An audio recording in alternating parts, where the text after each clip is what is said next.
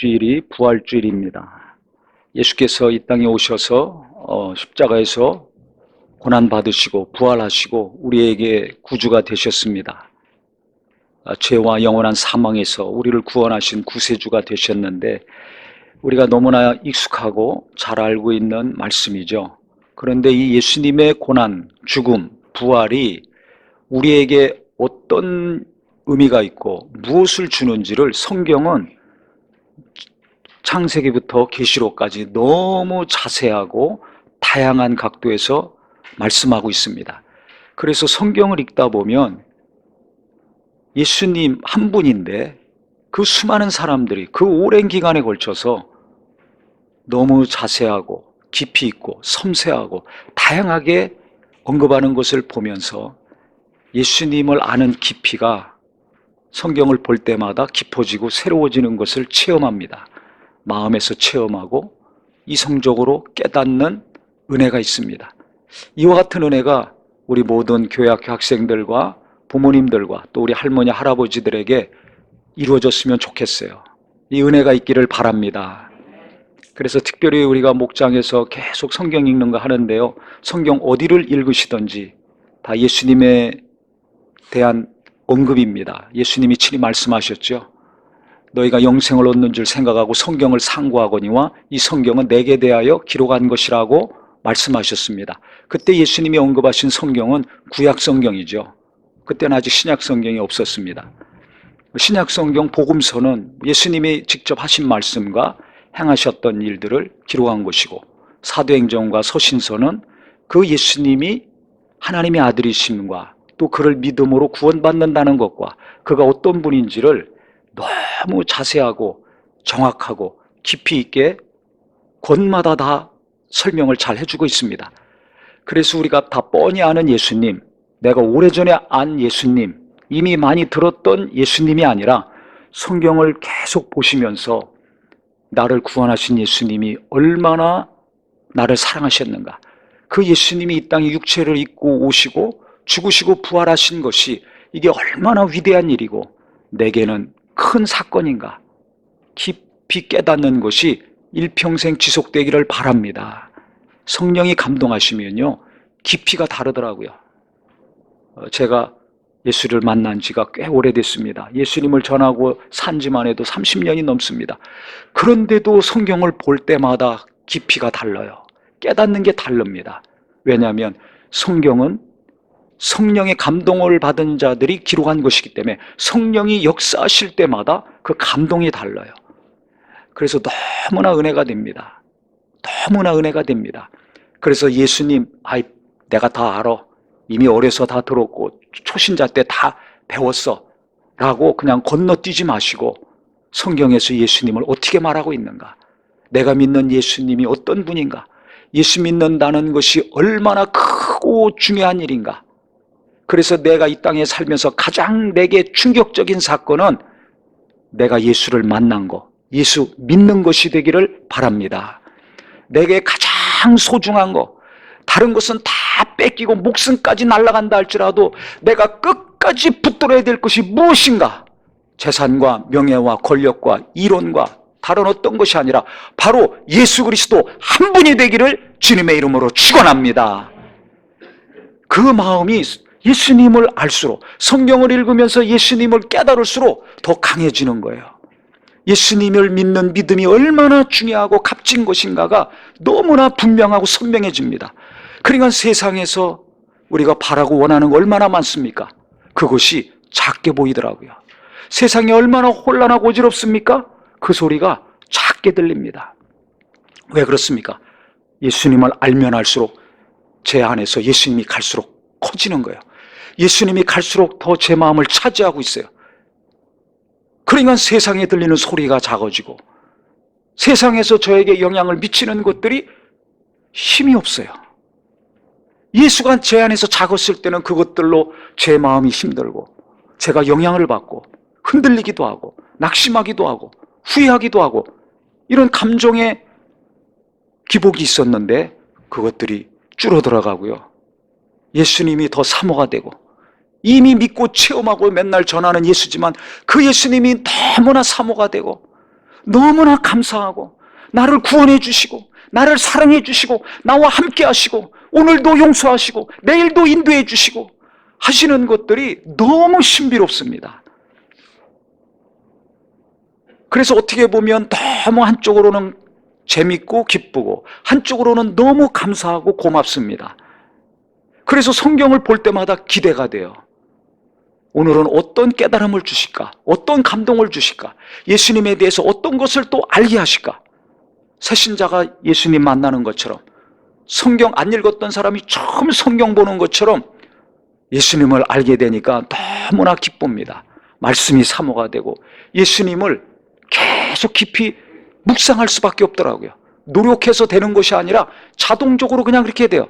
아침이 되면 눈 떠 일어나듯이 그렇게 예수님이 사모가 되고 은혜가 됩니다. 어제나 오늘이나 동일하신 분은 예수 한 분밖에 없잖아요. 그래서 내가 어려서 믿던 예수, 내가 젊어서 믿은 예수, 내가 은혜 받았던 그 큰 체험이 있었던 예수가 과거로 끝나지 말고 오늘도 체험이 되고 내일도 체험이 되고 이 땅에 사는 날 동안 날마다 순간순간마다 체험이 되기를 주의 이름으로 축복합니다. 근데 그 예수님을 히브리서 기자가 어떻게 지금 설명하고 있냐면, 잘 보세요. 다시 한번 7절에 보면, 그는 육체에 계실 때 자기를 죽음에서 능히 구원하실 이에게, 하나님 아버지죠, 심한 통곡과 눈물로 간구와 소원을 올렸고 그랬습니다. 예수님이 겟세마네 동산에서 기도하실 때 내 원대로 마옵시고 아버지 원대로 되기 원합니다. 3번씩 기도하실 때 이렇게 기도하셨죠. 땀이 땅에 떨어지는 핏방울 같았습니다. 심한 통곡이 있었습니다. 왜 통곡을 합니까? 슬프기 때문에. 마음에는 슬픔이 가득 차고 머리에는 고민이 꽉 찼습니다. 제자들에게 그래서 말씀하셨죠. 내 마음이 슬프고 고민이 가득하니까 나하고 같이 가서 기도하자. 슬픔이 가득하고 고민이 많으면 부르짖어 기도합니다. 통곡하며 기도합니다. 가슴이 편안하면 눈물이 안 나옵니다. 웃음이 나오지. 괴로운 만큼 눈물이 나오게 돼 있어요. 괴로운 만큼. 오늘도 예배 전에 찬양하는데 갑자기 어떤 사람이 생각이 났어요. 하나님을 위해서 아주 열심히 젊어서부터 헌신했던 사람입니다. 그런데 많은 이런저런 상처가 있습니다. 그 이야기를 들었을 때 갑자기 그 영혼이 생각나서 그 아픔이 제게 전달이 됐어요.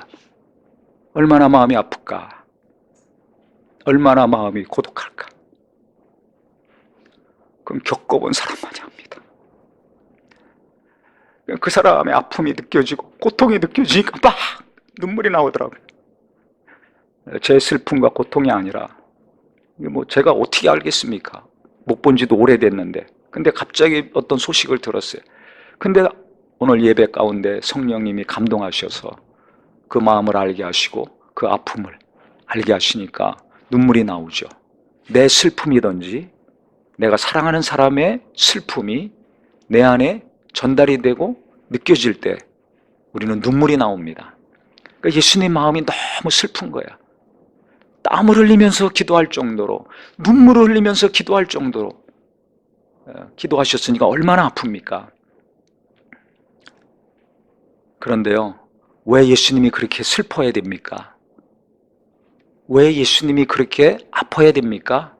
마음만 아프고 정신적인 고통만이 아니라 그 다음에 어떻게 하셨습니까?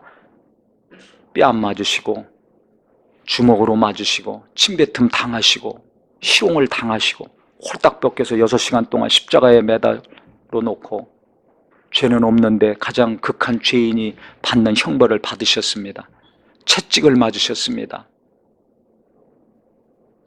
십자가에 매달려 있을 때 또 창으로 찔러서 물과 피가 다 쏟아졌습니다. 왜 이런 고난을 받으셨을까요? 나 때문에. 내가 뭐 어쨌길래? 나의 죄, 나의 병, 나의 연약함, 나의 이 못된 성품들, 이 모든 더러운 것들, 추악한 것들, 부끄러운 것들, 창피한 것들, 이 모든 나의 연약함, 그거 대신 담당하시느라고 예수님이 그렇게 고난을 받으신 거죠. 그런데 8절에 보면 그가 아들이시면서도 받으신 고난으로 순종함을 배워서, 온전하게 되셨은즉 그랬습니다. 아들이신데 순종을 배워서 온전하게 되셨다 그랬어요. 그러면 아들이시면, 하나님의 아들이시면 하나님이잖아요. 죄가 없는 분입니다. 그러면 온전한 분이잖아요. 완전한 분입니다. 그런데 고난을 통해 가지고 순종함을 배우셨다고 그랬습니다. 고난 받을 이유가 없어요. 죄가 없는데 무슨 고난이 있습니까? 하나님의 아들인데, 하나님이신데, 천지 만물을 성부, 성자, 성령 같이 창조하신 조물주이신데 무슨 고난이 필요합니까? 그런데 이 땅에 육체를 입고 오셨을 때는 고난 받으려고 작정하고 오신 겁니다. 그게 아버지의 뜻이었어요. 그 뜻을 그대로 순종하셨습니다. 여기서 온전하게 되셨은지라는 것은 하나님의 아들로서, 하나님으로서 뭔가 부족했다는 것이 아닙니다. 구세주가 되려면 마귀를 멸하고 마귀에게 속해서 일평생 종노릇하는 인류를 죄와 사망에서 건져내시려면 이 땅에 오셔서 그 인간의 죄, 우리의 죄, 나의 죄를 담당하고 죽으시고 부활하셔야만 됩니다. 그러니까 여기서 온전하다는 것은 구세주로서 인류를 구원하고 마귀를 멸하는 구세주로서의 온전함을 이야기합니다. 육체를 입고 오시기 이전에는 예수님은 구세주가 될 수 없어요. 우리를 구원하시는 구주가 될 수 없어요. 완전하신 하나님이시지만, 아버지 품속에서 말씀으로 하나님과 함께 하신 하나님이시지만 구세주가 될 수 없습니다. 구주가 되시려면 이 땅에 육체를 입고 오셔서 죽으시고 부활하셔야만 구주가 될 수 있습니다. 그런데 이 완전한 구주가 되시기 위해서 구원의 근원, 구원의 창시자, 대제사장이 되시기 위해서는 고난을 받으셔야 됩니다. 우리의 죄와 연약한 거, 허물을 다 담당하시는 것 때문에 고난을 받으셔야 돼요. 근데 그 고난을 통해서 예수님이 배운 것이 있다는 것입니다. 배운 것이 있는데 그게 뭡니까? 성경을 보니까 순종함을 배우셨다고 그랬어요. 저는 이 말씀이 너무 은혜가 되고 많은 것을 생각하게 했습니다. 하나님의 아들이신데, 죄가 없고 완벽하신 하나님이신데 고난을 통해서 이 땅에 계실 때 순종을 배우셨다는 겁니다. 그래서 구세주로서, 마귀를 멸하고 우리를 구원하시는 구주로서 완전한 분이 됐다는 것입니다. 그렇다면 우리도 똑같죠. 고난을 통해서 하나님이 원하시는 것이 있어요. 우리가 내가 잘못한 것도 없는데 억울하게 당하는 고난이 있습니다. 부당하게 당하는 고난, 애매히 당하는 고난이 있습니다. 또 내 욕심에 이끌려서 당하는 고난이 있습니다. 하나님 일을 하고 신앙생활 열심히 하면서 당하는 고난이 있습니다. 어떤 고난이든지 그 고난을 통해서 하나님이 하고자 하시는 것이 있어요. 원하시는 것이 있어요. 그게 뭡니까? 오늘 말씀처럼 순종을 배우게 하시는 거예요. 그런데 이 하나님의 놀라운 비밀과 계획을 모르면 어떻게 됩니까? 고난이 오면 시험 듭니다. 아니면 고난이 오면 앗뜨거 하고 하나님과 멀어져서 떠나든지 하나님을 의심하든지 하나님께 대한 믿음과 신뢰가 흔들려 버립니다. 뭔가 열심히 하던 거 안 하죠. 예배하다가 안 해. 헌금하다가 안 해. 기도하다가 안 해. 왜 안 합니까? 아니 내가 지금 이렇게 어려워졌는데, 나를 사랑하신다며 나를 안 도와주시고 있는데 그 하나님을 내가 어떻게 믿어? 기도할 힘이 없어요. 기도가 의심이 돼. 헌금할 수 없어. 헌금했는데, 11조도 했는데, 감사도 했는데, 구제도 했는데 왜 내가 경제적으로 이렇게 어려워져? 이해가 안 돼. 이게 마음에 시험이 들어요. 하나님께 시험 들어요. 그러면 어떻게 되겠습니까? 무언가 내가 순종할 것이 있어서, 깨닫고 돌이켜야 될 것이 있어서 그 고난을 하나님이 허락하셨는데 그것을 내가 못하게 되는 거죠. 그러면 어떻게 됩니까? 나는 고칠 것이 있는데 고장난 상태로 그냥 가는 거예요. 자동차가 고칠 것이 있고 고장나면 빨간불이 들어오죠, 계기판에. 그러면 가가지고 고치잖아요. 그런데 그거 고치는 사인이 왔는데 내가 그걸 인정하지 않아. 몰라. 무시해.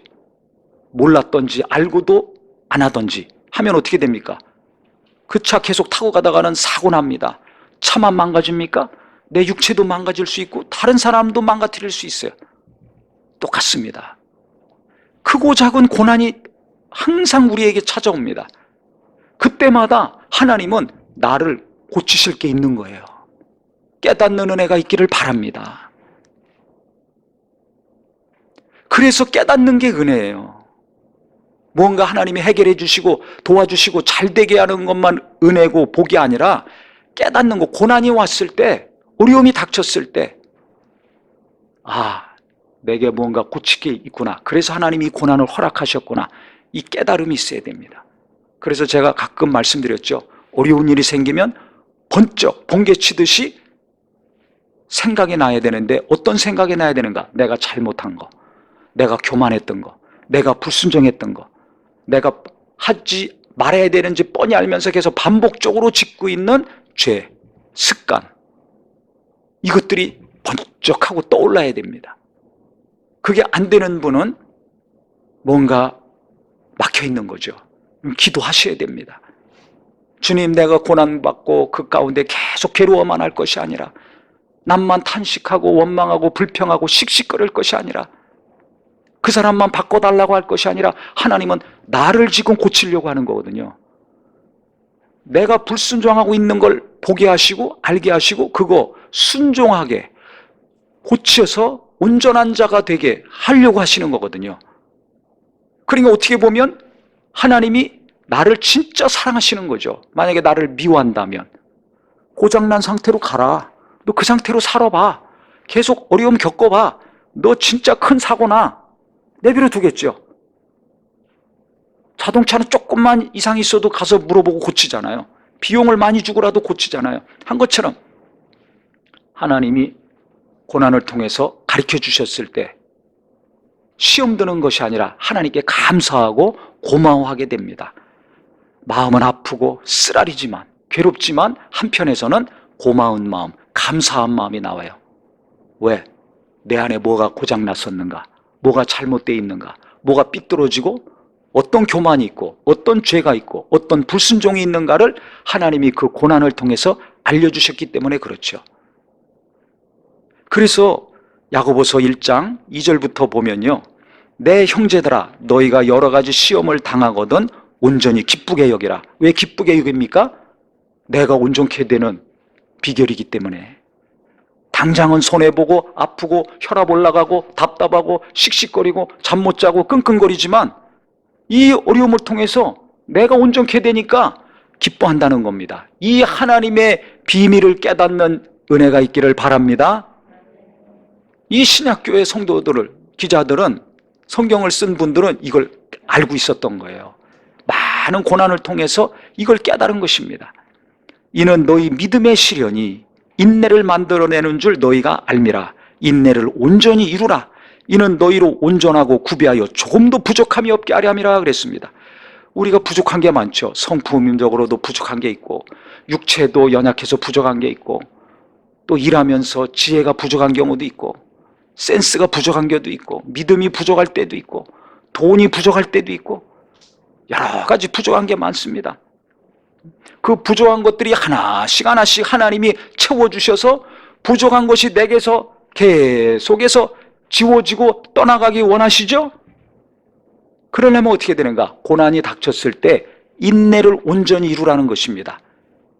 인내를 온전히 하면 어떻게 되는가? 내가 온전한 사람, 조금도 부족함이 없는 사람이 된다는 거예요.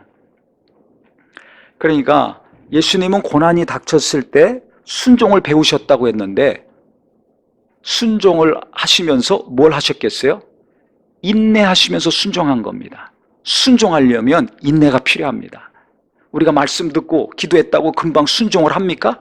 아니잖아요. 이게 어렵습니다. 그러니까 시간이 걸립니다. 인내하는 것은 이게 언제 끝날지 몰라요. 이건 사건 하나하나마다 다릅니다. 어떤 고난은 몇 시간 만에 끝날 수도 있어요. 몇 시간만 참으면 돼. 어떤 경우는 며칠 참으면 돼요. 어떤 거는 몇 달, 몇 년, 몇십 년 걸리는 것도 있습니다. 모세 40년 걸렸어요. 아브라함 아들 낳는데 70 넘어가지고 불름 받았죠. 100세 아들 낳습니다. 25년 걸렸습니다. 뭐든지 시간이 걸립니다. 밥을 하려고 가스불을 켰습니다. 시간이 걸립니다. 김치를 담갔습니다. 푹 익어서 맛이 날 때까지 시간이 걸립니다. 뭐든지 그렇습니다. 우리도 마찬가지예요. 성숙하고 온전케 되려면 인내의 시간이 필요하더라고요. 인내의 시간이 필요해요. 그래서 인내를 온전히 이루라는 거예요. 고난을 통해서 내가 온전케 되는 거, 고난을 통해서 내 온전치 못함을 알고 순종해서 온전하게 되기까지는 시간이 걸립니다. 그건 하나님만이 아세요. 사람마다 다르고 건마다 다릅니다. 그런데 문제는 우리 입장에서는 이걸 견디기 어려운 거죠. 견디기 어려워. 당장 어려움 닥쳐보세요. 큰 상상하지도 못한 불같은 시험이 닥칠 때 이상한 것으로 여기지 말라고 그랬는데 불같은 시험, 엄청난 것이 올 때가 있지 않습니까? 그러면 어떻게 됩니까? 마음이 녹아내립니다. 어찌할 바를 몰라. 충격 가운데 어찌할 바를 모르죠. 정신을 잃어버려요. 또 잔잔한 고난들이 계속 오죠. 가족 간의 갈등, 이웃 간의 갈등, 성도 간의 갈등, 동료 간의 갈등, 시도 때도 없이 일어나잖아요. 말 한마디 때문에. 그럼 얼마나 마음이 불편합니까? 껄끄럽잖아요, 대하기가. 이런 크고 작은 고난과 갈등들 가운데 우리가 사는데요, 시간이 필요해요. 불같은 시험이 와서 마음이 녹았어. 이게 언제 해결될래나? 언젠가는 해결됩니다. 이런 크고 작은 갈등이 계속 가족들 안에 있는데 이거 언제 해결될래나? 인내를 온전히 해야 되겠다는 생각을 입력하고 몇 년이 될지 몇십 년이 될지 모르지만 내가 계속 기도하고 인내하고 살아야 되겠다 하시면 몇 년 만에, 어떤 건 몇 달 만에, 어떤 건 몇십 년 만에 해결이 되더라고요. 온전해져요. 그 습관을 버리고 그 말을 안 하고 성품이 변화되는 역사가 옵니다. 제가 간증하는 거 보면 아시잖아요. 그날이 온다니까요. 어느 순간에 남편이 바뀌고 아내가 바뀌고 자식이 바뀌고 목사님이 바뀌고 장로님이 바뀌고 저 바뀌지 않을 것 같은 저 고집불통 저 집사님이 바뀌고 변하지 않을 것 같고 맨날 흐느적거리고 언젠가는 교회를 떠날 것 같던 이 연약한 청년들이 변화돼가지고 힘쓰고 봉사하고 11조도 하고 모이기로 힘쓰고 은혜가 넘치는 자들이 됩니다. 이게 지금 우리 교회에서 다 일어난 일들이에요. 시간이 가니까, 인내하는 시간이 딱 차니까 열매가 맺혀집니다. 온전해집니다. 그렇게 부족함이 많은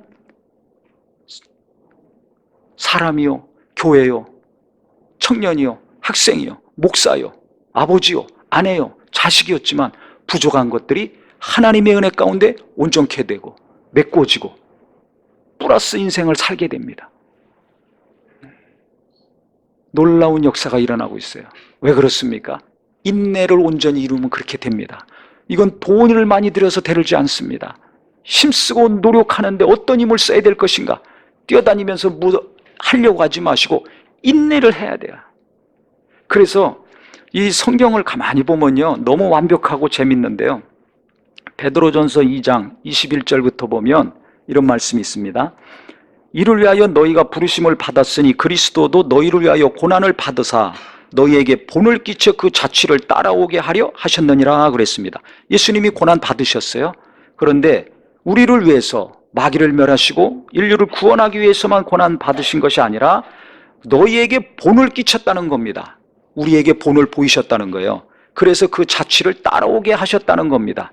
이게 무슨 소리냐면, 그는 죄를 범하지 아니하시고 그 입에 거짓도 없으시며 그랬어요. 예수님이 죄 범할 수 있는 분이 아니잖아요. 죄가 없는 하나님의 아들이시지 않습니까? 그런데 그가 채찍에 맞고 주먹으로 맞고 침뱉음 당하고 했을 때 열받으셔가지고, 아니 내가 하나님의 아들이고 하나님인데 나를 이렇게 취급해? 그래서 흥분해가지고 화가 나서 뭔가 세상적인 방법대로 그들에게 안갚음하지 않으셨어요. 우리는 말 한마디, 나를 비난하는 말 한마디만 들어도, 무시하는 말 한마디만 들어도 상처받아서 막 보복하려고 그러죠. 얼마나 씩씩거립니까? 예수님은 그게 없었습니다. 그 입에 거짓도 없었어요. 핑계대거나 변명하거나 둘러치거나 이런 거 아무것도 없었습니다. 때리면 맞는 거예요. 희롱하면 당하는 거예요. 그냥 당하셨어요. 23절에 보면 욕을 당하시되 맞대어 욕하지 아니하시고, 우리는 어떻게 했든지 같이 욕하든지, 저 사람이 욕 안 해도 내 입에서 욕이 나가고 비난이 나가잖아요. 그게 없습니다. 고난을 당하셨는데 위협하지 않았어요. 우리는 부모가 자식을 위협하고 자식이 부모를 위협할 때 있잖아요. 교인이 목사를 위협하고 목사가 또 교인들 위협하고. 힘 있는 사람들 보세요. 얼마나 위협합니까? 예수님은 만왕에 와주시고 만주에 주신데 위협하지 않았습니다. 그냥 당하셨습니다. 침묵하셨습니다. 왜 그러세요? 오직 공의로 심판하신 이에게 부탁하셨어요. 자기에게 돌 던지고 비난하고 핍박하는 자들 하나님께 맡긴 겁니다. 이걸 따라오게 하셨다는 겁니다. 예수님이 이것을 본을 보여주셨어요. 우리가 이 땅에서 욕먹을 때, 비난받을 때, 박해를 받을 때, 무시받을 때, 업신여김을 받을 때, 왕따 당할 때, 천히 여김을 당할 때 어떻게 행동해야 되는가? 어떤 마음과 생각을 가져야 되는가? 예수님을 따르라는 것입니다. 그때 예수님이 범죄 행위를 통해서 그들에게 안갚음하지 않고, 같이 욕하지 않고, 같이 대적하지 않고 침묵하셨죠. 어떻게 침묵해요? 아버지께 다 맡긴 거예요. 하나님이 심판하신다. 하나님이 원수 갚으신다. 하나님이 알아서 하신다. 선을 악으로 악을 갚지 말고 선으로 악을 이기는 자가 되는 겁니다. 누가? 예수님을 본받고 따르는 자가. 우리는 예수 믿고 예수님을 주로 부르는 자들입니다. 그러면 구원받은 것으로만 끝날 것이 아니라 우리가 고난당할 때 예수님을 본받아서 그 자취를 따르는 은혜도 함께 있기를 바랍니다. 나는 비난받거나 협박을 받거나 욕을 먹을 때 어떤 반응을 일으키고 있습니까? 나를 잘 보셔야 돼요. 그 사람들만 잘 보고 흥분하지 말고 나를 잘 봐야 됩니다. 24절에 보면요, 친히 나무에 달려 그 몸으로 우리 죄를 담당하셨으니 이는 우리로 죄에 대하여 죽고 의에 대하여 살게 하려 하심이라. 그가 채찍에 맞음으로 너희는 나음을 얻었나니 그랬습니다. 예수님이 고난 받으셔서 우리의 병도 우리의 죄도 해결해 주셔서 의에 대해서 살고 죄에 대해서는 죽게 하셨다는 겁니다.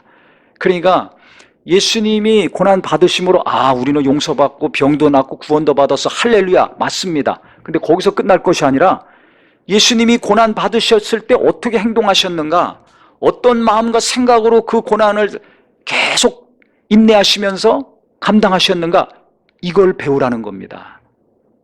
그러면 예수님이 때리면 아픈데, 아니 비난하고 욕하면 기분 나쁘잖아요. 감정이 있으니까. 근데 어떻게 이렇게 침묵하고 이 고난을 그대로 담당하실 수가 있을까? 나는 몇 시간도 못 참잖아요. 며칠도 견디기 어렵잖아요. 그렇습니까? 안 그렇습니까? 그 가슴이 답답하고 아프고 화가 나는 거 얼마나 힘듭니까? 예수님도 마찬가지예요. 그러니까 심한 통곡과 눈물로 간구와 소원을 올리셨는데, 그럼 예수님은 무슨 생각을 가지고 어떻게 마음을 먹으셨기에 이것을 그냥 침묵하며 다 당하셨는가? 그 비결이 있습니다. 히브리서 12장 2절에 나와 있어요. 믿음의 주요 또 온전케 하시는 이인 예수를 바라보라. 그 앞에 있는 기쁨을 위하여, 예수님은 그 앞에 있는 기쁨을 위하여 십자가를 참으사 부끄러움을 개의치 아니하시더니 하나님 보좌 우편에 앉으셨느니라 하고 했습니다.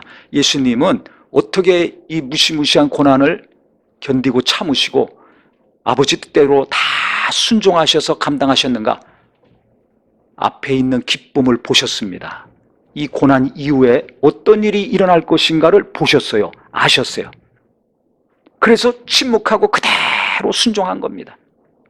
근데 우리는 고난이 닥치면 그 고난을 통해서 하나님이 주실 그 놀라운 것들 보입니까? 안 보입니까? 저도 안 보여요. 아니 당장 어려움이 닥치고 마음이 괴롭고 무너지는데 무슨 기쁜 하나님이 주실 그 귀한 것이 보이겠어요? 안 보여요.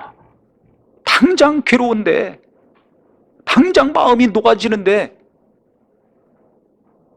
근데 진짜 믿음의 수준이 높으면 그게 보이게 돼 있는 거예요. 그 예수님은 보셨어요.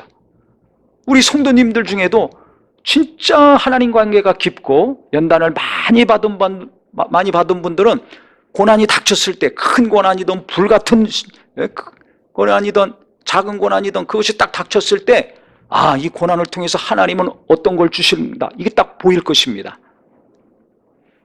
예수님은 그걸 보신 거예요. 인류가 구원받고 마귀는 멸망되고 보좌에 앉으시고, 이게 보인 거죠. 고난은 잠깐이고 무덤은 3일이고 그 다음에 부활의 영광과 모든 이름, 땅에 있는 것들과 땅 아래에 있는 모든 이름이 무릎 꿇을 것이고, 예수 그리스도의 공로를 통해서 이 땅에 수많은 인류가 죄사함 받고 구원받고 교회가 탄생되고 교회가 신부로 준비되어서 주님이 데리러 오시는 날, 재림의 날 들림받아 같이 혼인잔치 한다는 것, 이 그림을 다 보신 겁니다.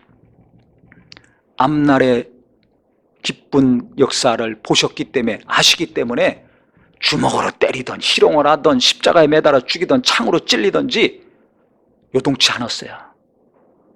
인내를 할 수 있었습니다. 인내하지 못하면 어떻게 됩니까? 십자가에서 못 빼고 내려오셔서 로마 병사들 다 쓸어버리죠.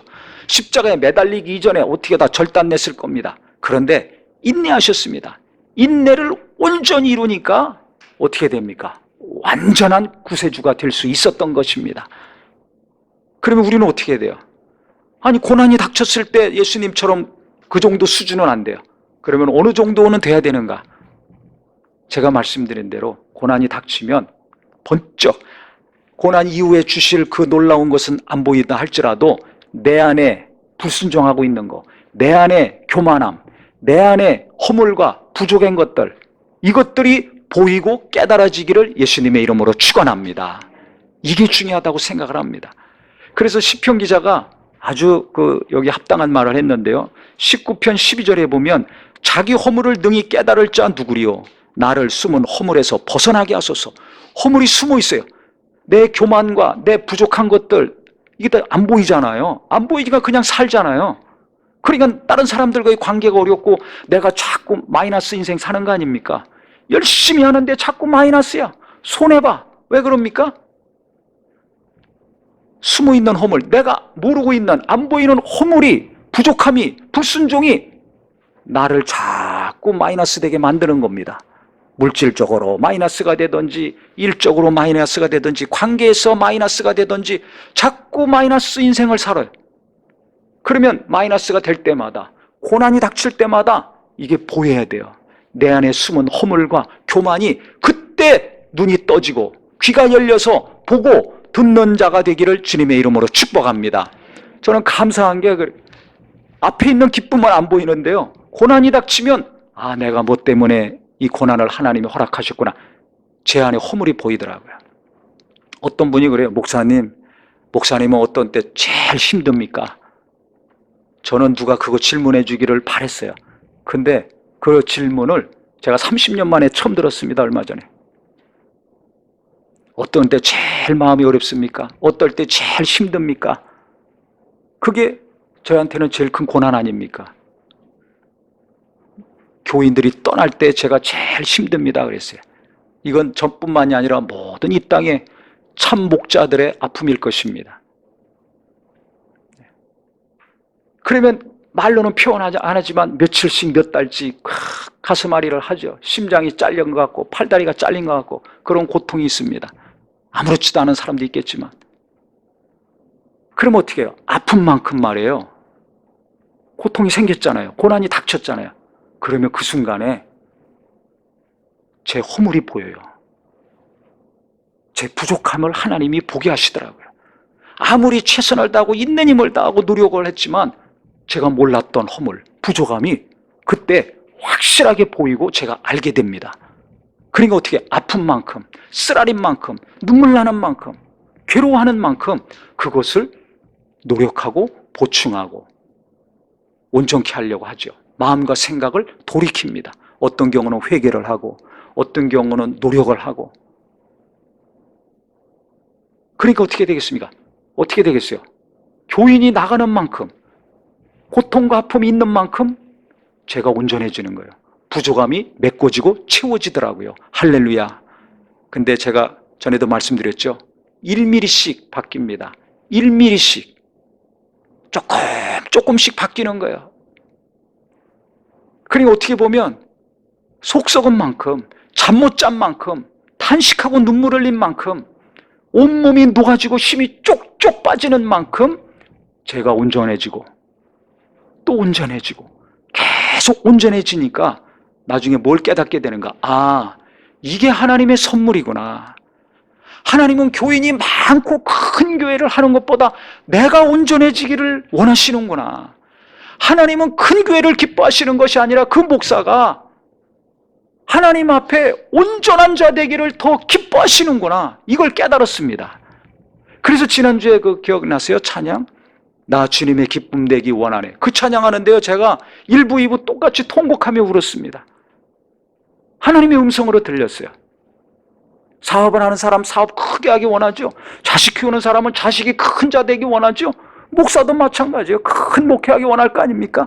근데 그거보다 내가 원하는 것은 눈에 보이는 것이 아니라 내가 기뻐하는 사람이 되길 원한다. 내가 기뻐하는 목사가 되길 원한다. 내가 기뻐하는 아버지, 기뻐하는 어머니, 기뻐하는 아들, 딸이 되기를 원한다는 것입니다. 그러니까 회개와 함께, 감동과 함께 정말 주님을 사랑하니까 주님이 원하시는 것이 무엇인가? 그것이 주님이 기뻐하시는 자가 되는 거, 그거라는 거, 그게 뭡니까? 예수님 닮아가는 거 아닙니까? 내 허물을 자꾸 벗고 또 벗고, 교만도 자꾸 벗고, 불순종을 자꾸 벗고, 조금씩 순종해지고 온전해지고 부족함이 없어지는 거 아닙니까? 그것을 주님이 원하시는구나. 그래서 예수님이 이적행하고 능력행하고 귀신 쫓고 병든 자 살리고 수많은 군중들에게 오병이어 칠병의 이적을 일으키셨을 때 저는 내 기뻐하는 아들이요 사랑하는 자라 하셨습니까? 아닙니다. 침례받고 올라오셨을 때 일 하나도 안 하고 침례받고 올라오셨을 때 저는 내 기뻐하는 아들이요 사랑하는 자라 하셨습니다. 깨닫기를 예수 이름으로 축원합니다.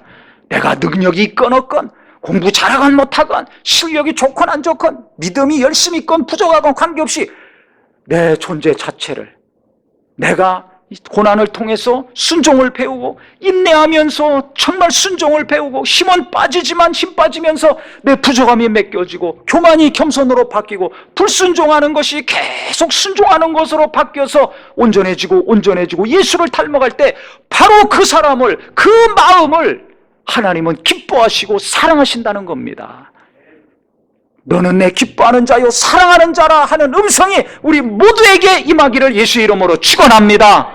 이 땅에서 큰일 이루고 무언가를 잘하고 해서 기뻐하고 사랑하는 것은 나예요. 내 가족들이고 이 땅의 사람들입니다. 근데 하나님은 그게 아니더라고요. 너희는 외모를 보지만 나는 마음의 중심을 본다. 하나님이 사무엘에게 말씀하지 않으셨습니까? 그래서 내가 어떤 어려움이 있고 고난이 있다 할지라도 힘은 쪽쪽 빠지고 살소망도 없지만 인내를 온전히 이루는 저와 우리 모두가 되기를 바랍니다. 죽고 싶고 한숨이 나오고 답답한다 할지라도 하나님이 이 고난을 통해서 그 뒤에는 금은보화를 주시겠구나. 그래서 베드로전서 1장 6절 7절에 뭐라고 합니까? 여러 가지 시험을 만나거든 잠깐만 근심해라. 그 다음에 오히려 크게 기뻐할 것이다. 왜 이 비밀을 하니까? 고난이 있은 다음에는 온전케 되고 그 다음에 하나님이 기뻐하시는 자가 되니까 나에게도 큰 기쁨이 있는 거죠. 근심은 잠깐으로 끝내고 그 다음에 크게 기뻐할 것이다. 너희 믿음이 확실해지는 것은 불로 연단해도 없어질 금덩이보다 더 귀하다. 그리스도께서 이 땅에 나타나실 때 칭찬과 영광과 존귀를 얻게 하렴이라 하고 했습니다. 주님 만날 때 칭찬과 영광과 존귀를 얻는 자가 누구냐? 이 땅에서 많은 믿음의 시련을 통해서 연단을 받은 다음에 순종을 배운 사람, 힘들지만은 인내를 계속해서 순종하고 또 순종하고 온전케 된 사람, 그 사람들이 바로 칭찬받고 존귀 여김을 받는다는 것입니다. 나는 하늘 날아가서 주님 만날 때 칭찬받을 겁니까? 야단 맞을 겁니까? 존귀 여김을 받을 겁니까? 무시당할 겁니까?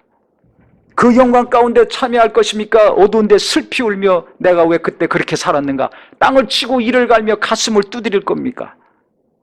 오늘 생각과 마음과 방향이 바뀌기를 바랍니다. 금덩이보다 더 귀한 게 바로 하나님이 주시는 믿음의 연단입니다. 그래서 저는 이 말씀을 묵상하면서요, 내게 오는 고난, 당장은 그게 안 보이지만 그 고난 인내하면서 끝나면 그 다음에는 금덩이, 금보다 더 귀하니까 엄청난 보물이 뒤따라오는 거라. 고난 뒤에는 반드시 놀라운 보화가 뒤따라옵니다. 이 금은 보화 소유하시기를 예수 이름으로 축원합니다. 주님께 칭찬받고 존귀 영임을 받을 수 있는, 또 이 땅에서도 온전케 되니까 관계가 좋아지고 플러스 인생 사는 거 아닙니까? 부족함이 하나 둘씩 없어지니까 쌓이고 쌓이고 쌓이는 플러스 인생이 됩니다. 뭐 했을 때? 순종하면서, 인내했을 때, 인내하면서 순종을 배웠을 때 우리가 온전한 성도, 온전한 그리스도인 될 수 있을 것입니다. 그래서 고난 뒤에는 반드시 금은보화가 따라온다. 고난 힘들지만 내가 인내하기만 한다면 씩씩거리지 않고 원망하고 불평하지 않고 나를 온전케 하시고자 이 고난을 허락하신 그 뜻을 알고 인내하고 또 인내하기만 한다면 하나님께서 놀라운 것으로 갚아주신다는 것을 꼭 믿으셔서 근심은 잠깐으로 끝나고 오히려 크게 기뻐하는 날들이 많아지시기를 주님의 이름으로 축원합니다. 기도하겠습니다.